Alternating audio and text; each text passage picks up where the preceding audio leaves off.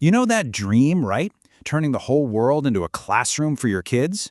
It's called world schooling, and it sounds like the ultimate adventure for a digital nomad family. But what really happens when that dream actually hits the tarmac? Well, as a lot of families find out the hard way, the constant moving, the total lack of routine, just the sheer intensity of it all, it can push everyone right to the breaking point. The adventure can absolutely become a disaster.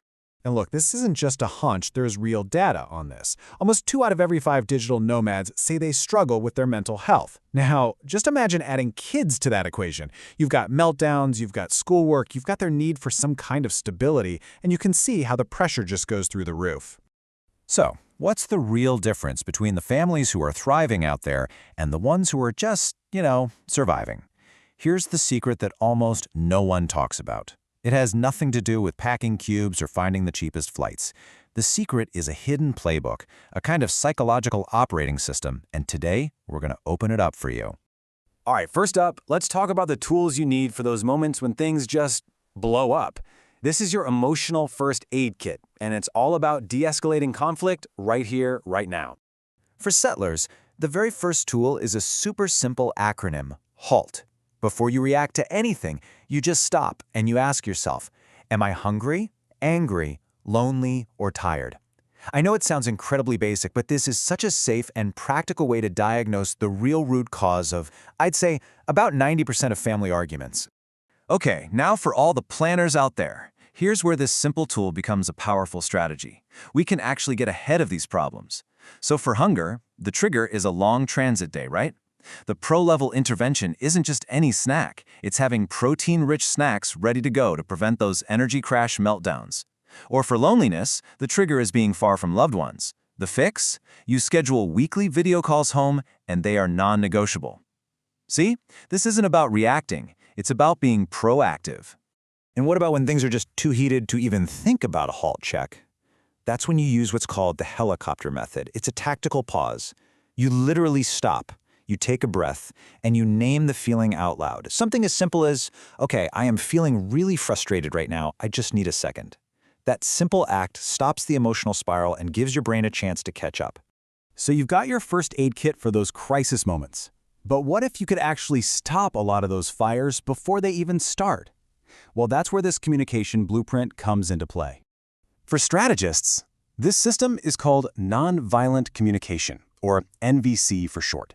It's a really clear, 4-step framework that helps you get your needs met without blaming anyone.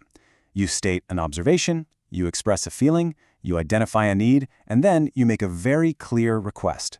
It's a logical process, and it totally shifts the dynamic of a difficult conversation. For social smarts, and this example just nails the difference, doesn't it? I mean, we've all been there. The judgmental version, you're so inconsiderate. That immediately puts the other person on the defensive. But the NVC version? It's not an attack. It's just an explanation and a request.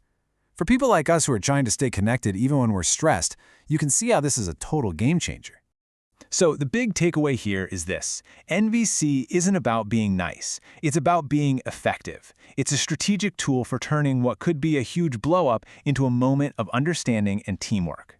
And that's true whether you're crammed into a tiny Airbnb or sitting in your own living room.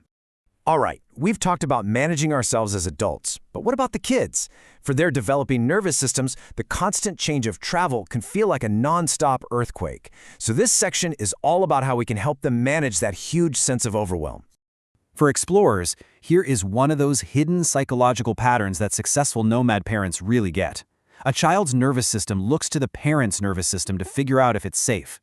So get this. The most powerful tool for calming down a dysregulated child isn't a lecture or a timeout. It's your own regulated, calm presence. Your calm is literally contagious. For settlers, so how do you actually do that? Here are 2 really simple, doable strategies you can use right away. First, create a visual story. Predictability creates a feeling of safety, so show your kids pictures of the airport, the plane, the hotel before you even go. Second, pack a dedicated regulation bag. This is a go-to bag with things like a favorite blanket, some fidget toys, or even noise-canceling headphones to help them handle sensory overload in a new place. Okay, so we have tools for ourselves, we have tools for how we talk to each other, and we have tools for our kids. But what happens when you put all of them together? Well, you get more than just a list of tactics. You start to build a core philosophy. And this, right here, is probably the biggest mindset shift of all. Using these tools, HALT, NVC, co-regulation, it's not about trying to have some kind of perfect, conflict-free, Instagram-ready trip. No. The real goal is to build a family culture where conflict isn't seen as a failure, but as a chance to practice connecting and become more resilient together. For social smarts, and this really gets to the heart of what the most successful nomad families figure out eventually.